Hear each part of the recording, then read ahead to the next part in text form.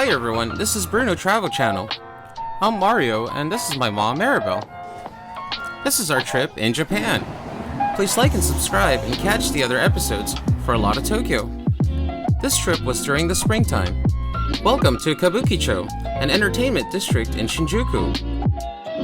Kabukicho is a major shopping district found in Shinjuku, known for the world-famous 3D cat display at the corner just before the main street to yet another local icon, the Godzilla head.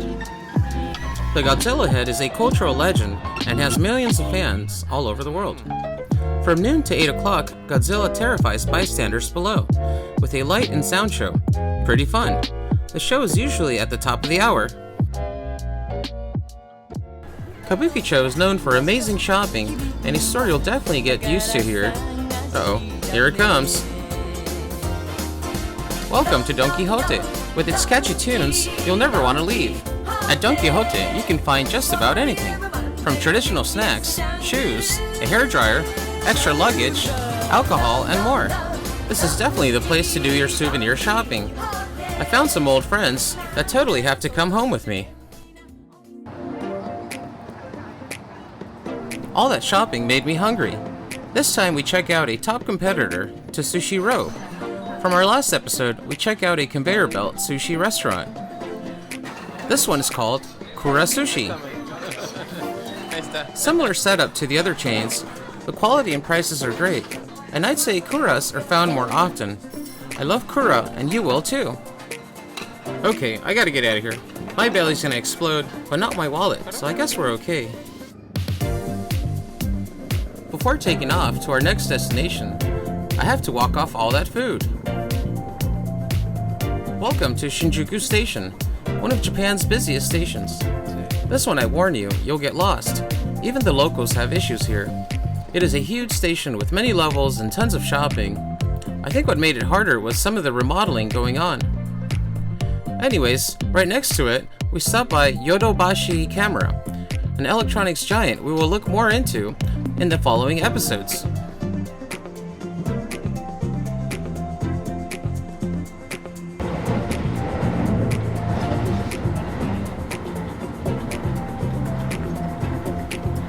Off we go into some of the suburbs of Tokyo. We did a short stay at Inagi.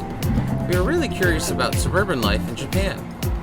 A hotel we grew very fond of is called the Toyoko Inn. Great prices, very clean, and right by the station, so it's perfect. For a 35-minute taxi drive or 50-minute train ride, Inagi was nice, to get a view of how people live in the outskirts of the metro area. For a suburb of under 100,000 people, Inagi had all the stores, famous restaurant chains, and plenty of shrines. Housing was not as affordable as I had hoped for, but some very nice homes and very nice communities with wide open spaces. A lot more comfortable compared to the smaller sizes found in Tokyo. This area must be favored by people looking to start a family and get away from the busy city life. Shopping-wise, of course, one of my favorite stops is a shop I've been hearing a lot about from other YouTubers, Hardoff. We met Hardoff. Welcome to Hardoff. Hardoff is one of Japan's leading secondhand used retail stores. A great place to find all the electronics, video games, movies, music, and more. A big chain divided into several segments, such as Book Off for books, Off House for home goods, Garage Off for car goods, and other segments as well. For me, the video game and collectible market is my biggest interest. Some cards also. Hardoff does have some very good deals, and if you're handy repair-wise, they have a section called the junk section. The junk section is where items either need repair or aren't in tip-top shape and can find a new life. The Japanese really take care of their items. I think it's a cultural thing, but people really take care of their stuff. All the way from box art, manuals, etc. In Japan, they have a very high standard for what is to be sold as used. Here's another catchy tune that will haunt your dreams way after your trip is over. A side note from shopping in the central Tokyo areas, you'll find some very good deals in the outskirts of Tokyo but I would caution that some of the very rare and pricier items will still be in the center, mostly shipped from the outer areas to the more expensive touristy stores. In Japan, you'll have a basket of secondhand stores. Some of my favorites include the Heart of Chains, Surugaya, Super Potato, which keeps top quality items, Mandarake, which I recommend for older collectibles, which are very nice and rare. The store is almost a museum, and so many others to list.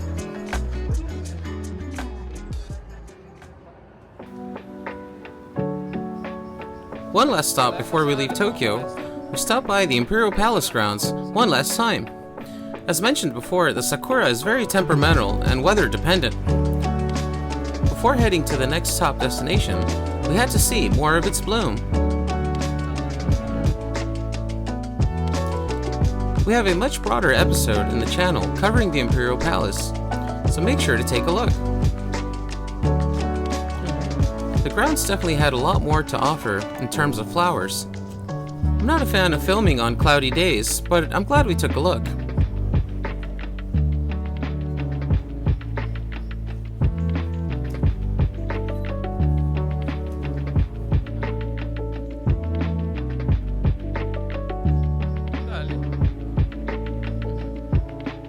While you're here, also check out Tokyo Station and the high-end fashion district of Ginza.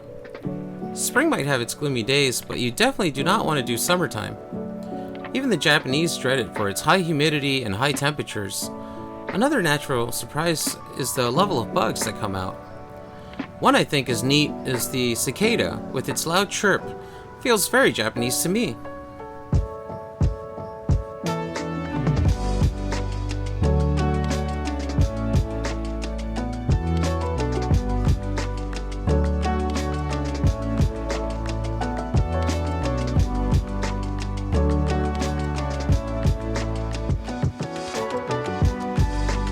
The next day, off we go to explore more of Japan.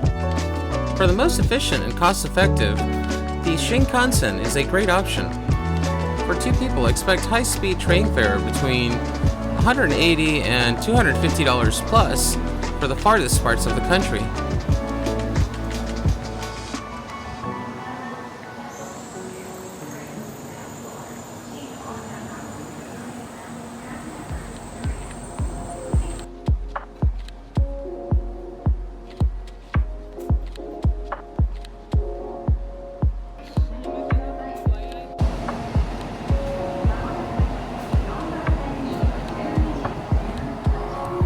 The Shinkansen is very comfortable, and at speeds of 250 miles plus, oncoming bullet trains distort to the eye. The Shinkansen does make some stops, but usually at major cities, and depending on the type of bullet train you ride on. For those curious, the Shinkansen does have its own exclusive rails. Pretty neat. From its first service in 1964, the Shinkansen has an unblemished record for safety. Make sure to pack a lunch or purchase one of the bento boxes available at the station. Service is offered, but will come at a slight premium for food and drinks. This is the one train you can eat while riding. Still, please refrain from phones or loud conversations on any train. Looking out, we see some of the country's farm and factory headquarters. I think really the heart of Japan's breadbasket and the center of production for many auto and food processing plants. Lots of suburbs here, and I'd say is where opportunity knocks regarding cheaper housing options. Homes may be more affordable, but always watch out for the home that includes farmland. While a foreigner is not restricted to purchase a home, farmland, however, is strictly regulated by local and national governments, and mostly left for nationals.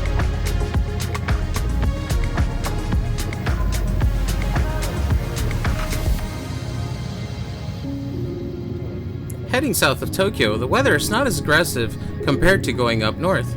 They say once every 30 years it might snow in Tokyo, so even less for the lower parts of the country. On a Shinkansen headed south from Tokyo, it is said on a very clear day you can see Mount Fuji if you sit on the right side of the train. Not sure, but I couldn't see it. Maybe better luck next time.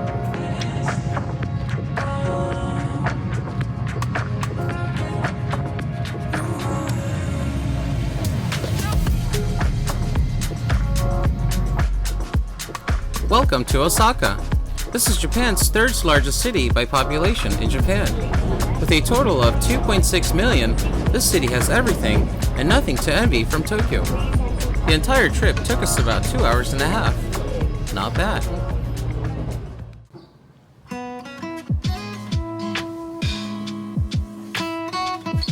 For our Osaka stay, this time we got an Airbnb. At around $700 for 2 weeks, this was double the value you'd find at a hotel in Tokyo. The location was not too far off the center, at 25 minutes train ride. I guess I gotta shop more.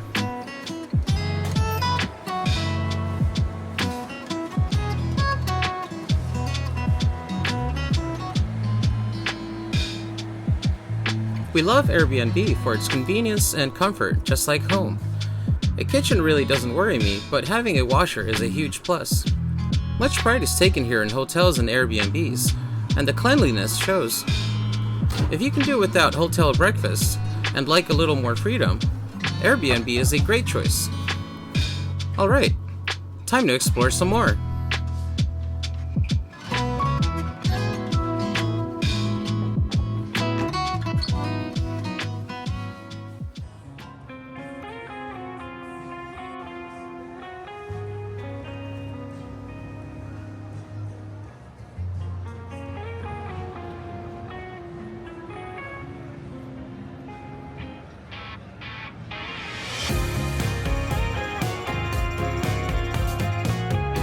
Welcome to the Dotonbori. Many consider this to be the very heart of Osaka, and I can see why. With beautiful waterways, tons of shopping, and the world-famous Glico Running Man, Osaka has a vibe on its own. The Glico Running Man is an advertisement for the Glico brand. Since 1935, it was one of Japan's first LED lit displays. In its 6th remodel, the sign is a staple for Osaka. Glico's most famous product is Pocky, chocolate-covered pretzel stick.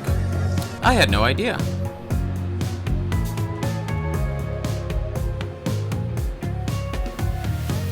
Other features here is Osaka's very own Don Quixote, that features a ride with amazing views of the city. So when it comes to nighttime entertainment, there is so much.